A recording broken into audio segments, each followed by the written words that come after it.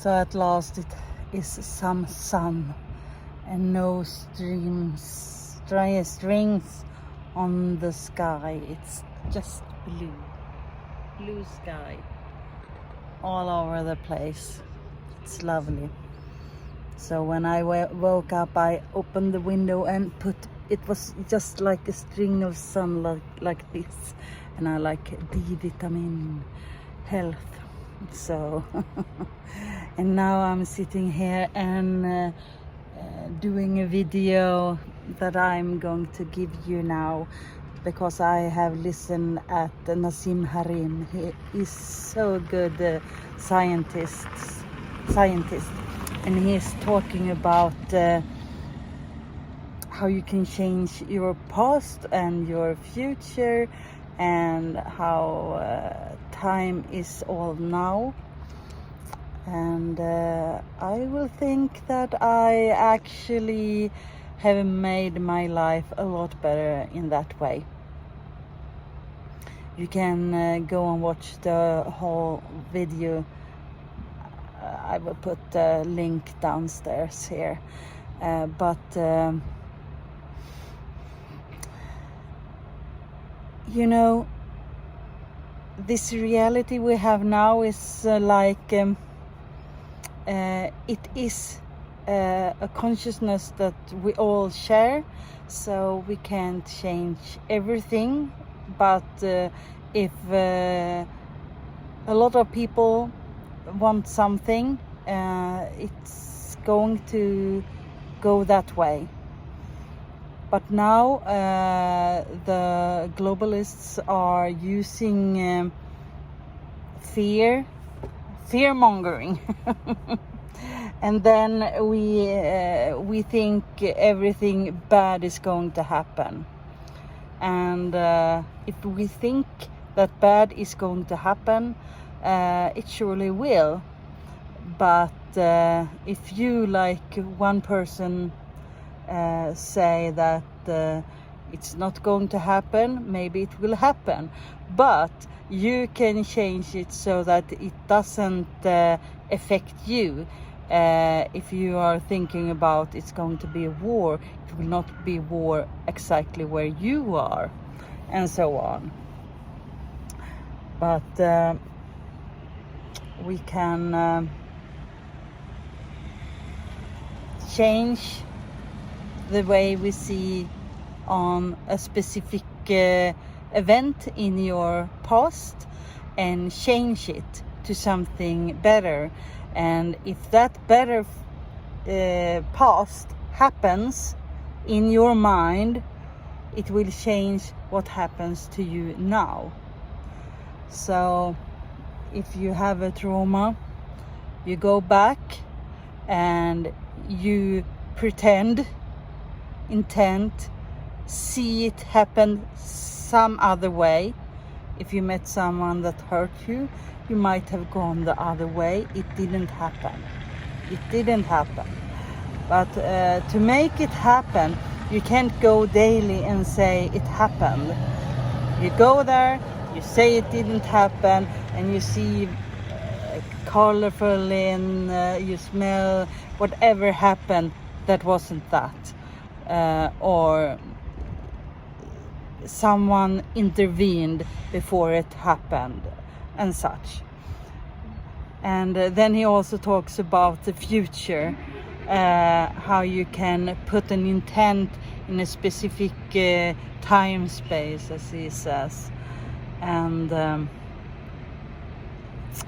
if you do that, if you put something in the future, then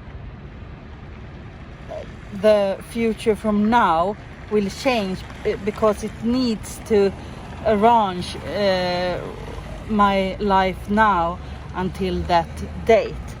It will never happen exactly as you intend, because the universe has other people that also is going to take part in this journey. But you can listen at Nassim Haramein. I've listened to him many years, and the most awesome thing he said that I really, really liked is about your memory. Sometimes you have a hard time to remember something. It's like, oh, where is it? And it's not in your brain, it's outside. He says that we are on a planet and it's going like this and forward like this. So if I think something now, it will stick here at this place, and the earth is going around the sun and going further. So my memory about this video will be here. In a year we will be over here. So when I pick up and thinking about this time when I was talking to you, I have to go back in time to exactly that time, and that's where my memory is stored. That is awesome. Well, I will not talk so much. Oh, I can just say something about happened today.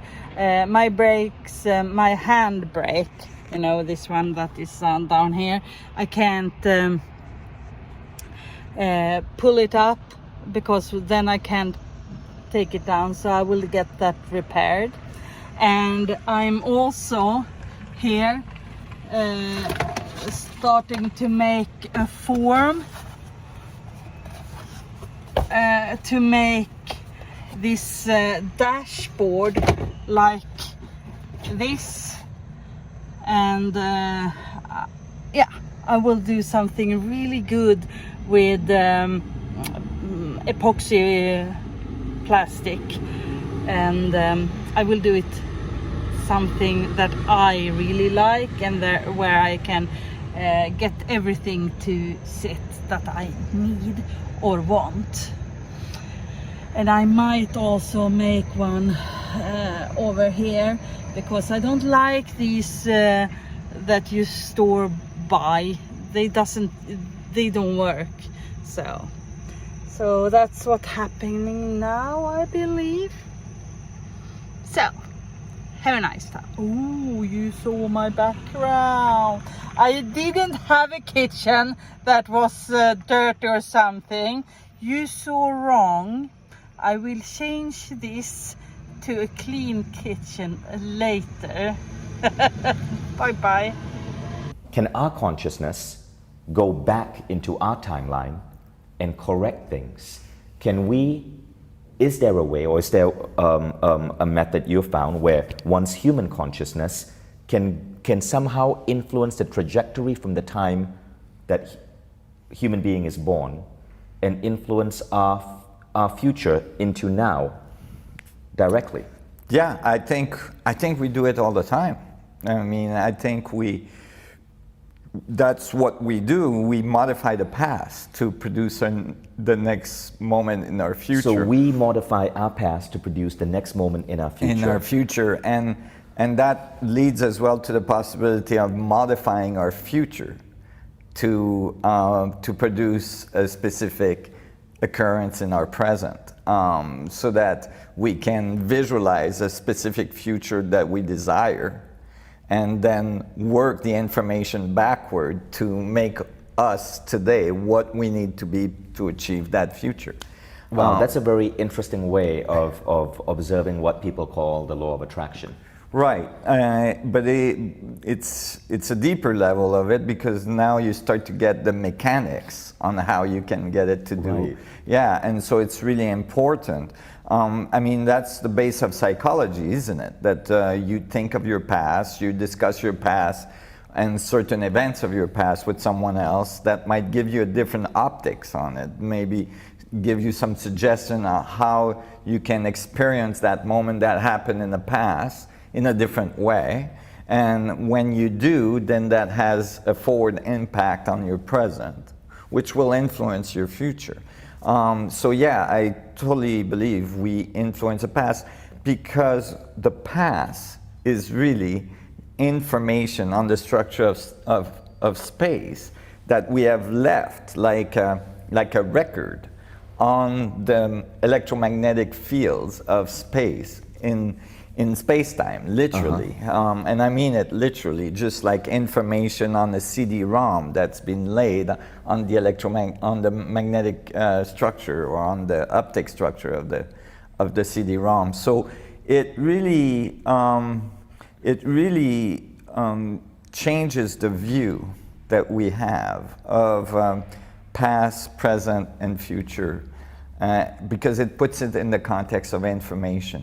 So we're in a particular timeline of Yeah. self-awareness right now. Yes. And what you're saying is our consciousness has the potential to influence our past, thus evolving our timeline. That's right. But if it did so, we wouldn't realize it, would we? Because we would be in a different timeline. Right. Well, we basically would realize it because by the time you've made the modification and changed your timeline, you still have a link to that moment before when you were someone else. And that's what makes your evolution. So it is the same timeline. It's just that you're forwarding to that moment that keeps changing. And that makes up your timeline. So that's so intriguing. And at the same time, we can move our consciousness into the future. Yes. Through what? Through visualization? Through thoughts of the future? Yes, through, so think of, first of all, you're laying information on the structure of space-time because you're never in the same coordinates in space-time every billionth of a second. You're moving in coordinates in space-time, literally, like you're on the Earth, the Earth is spinning around the sun is spinning around the galaxy, so you're making a huge spiral in space, right? So within a year, you're billions and billions of kilometers away from where you were last year in space. And you've laid information on that spiral all the way through. And that's still linked to you. It's entangled with you. So you can go backwards and visualize the past, but you can, and that's what you call your memory, by the way. That's why they can't find it in the brain. It's because it's not in the brain. You're like an antenna tuned into that set of information. Okay. So firstly, this is intriguing. To help you understand the spiral, I'm going to play a short video clip that shows the visualization of how you as an entity are moving through space-time. It really is as a spiral. You'll see, because the Earth's going around the sun, and the sun itself is moving.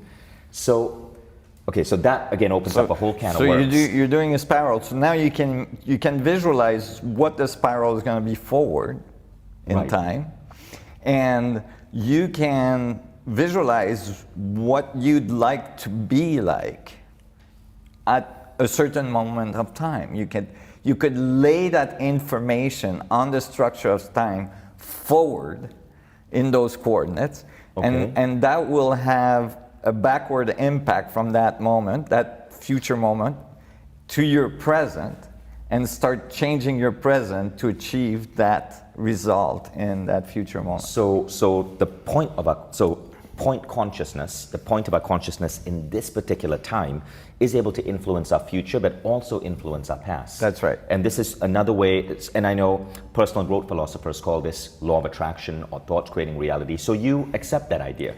Absolutely, in the context of the mechanics, of the physics that I just described. But let's go deeper, because this is really interesting, because a lot of us watching I'd say 99% of the people watching believe that their thoughts of the future will influence their future. And you described it in a particularly beautiful way, taking into account what we know about quantum physics. But what I think is a harder concept to grasp is how our thoughts of the past can influence the present. If their memory imprint on the structure of space, they're still there. Each moment, each Planck seconds, which is 10 to the minus 24 seconds. Can one be trained to go back in time to influence childhood memories and childhood events, so that, say, today we have higher self-esteem or we have more confidence? Absolutely, I totally believe that. And again, Have you done it? Yes, I have, and I've trained people to do it, and I got amazing results in some cases. So this sounds really intriguing. Is this something you could share with us? Sure.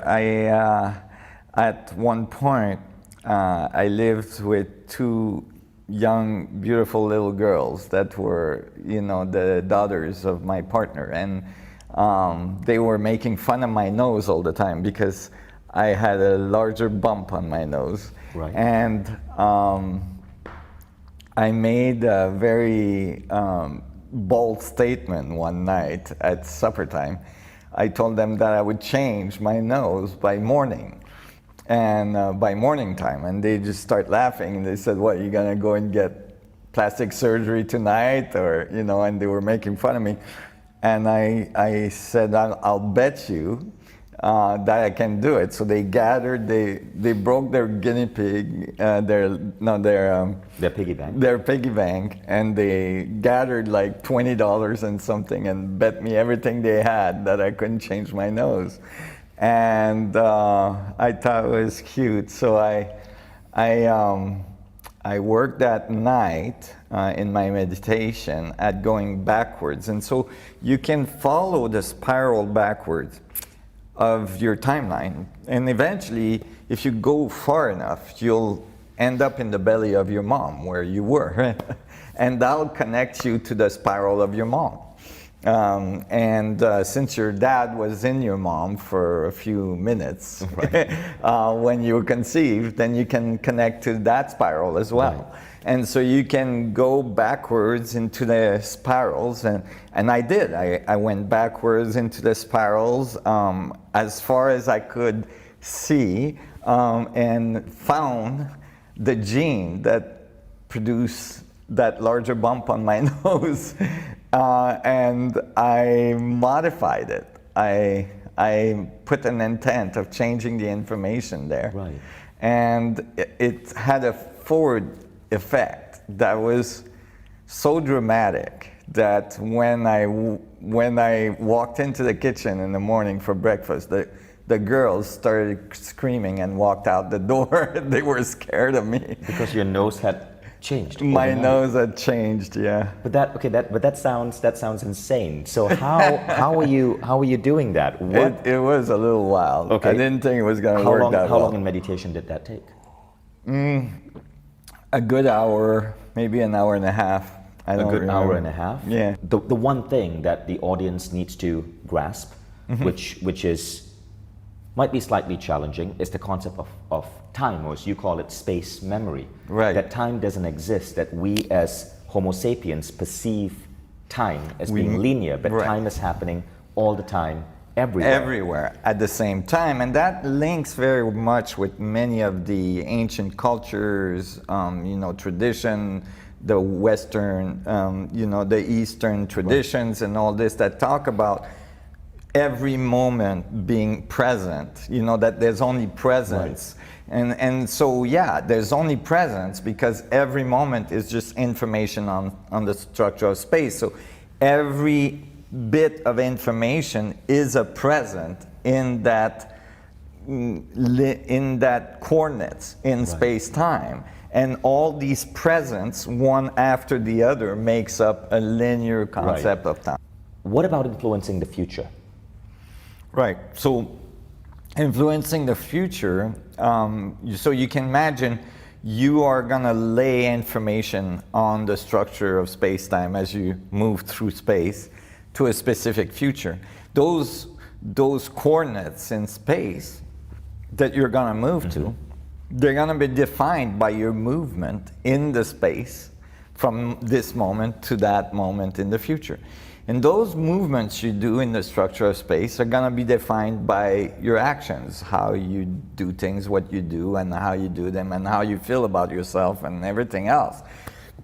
So you can imagine that you can lay a set of information in the future, an intent of a specific outcome in the future, and then in that space-time then would have to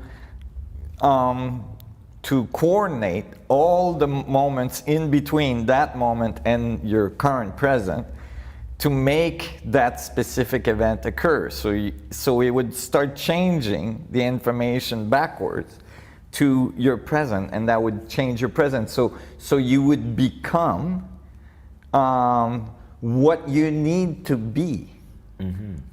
It gives you an idea of a deeper understanding of of how to produce or how to create a specific outcome. So Nassim, next question, multiverses. Let's say me and my son Hayden have different intentions for the future, okay? Right. And I want to live in Spain. He wants to end up living in London. Now, what happens in that scenario if we are both directing our thoughts towards this reality? Does the universe split?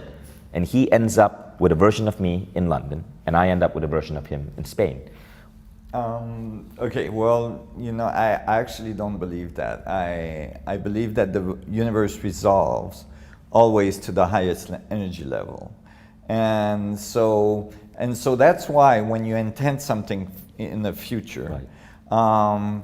It typically doesn't occur exactly how you had intended it, right? Maybe you intended to have this wonderful red Camaro, and Right. you end up with, you know, some like a Camaro, but it's a blue one, or Right. you know, and you learn to Oh. love blue Camaros instead of red ones. Because all our consciousness are influencing a shared future. That's right. And this is why we cannot choose to win the lottery. That's right. Or choose to turn down the heat on the sun because it's too hot today, because the guy in Alaska would freeze, right? Right. So we have a common, we live in a common universe, a common reality, and so the universe resolved to the highest energy level. And so group consciousness is playing a role over here. Exactly. That's why group consciousness can have a large influence.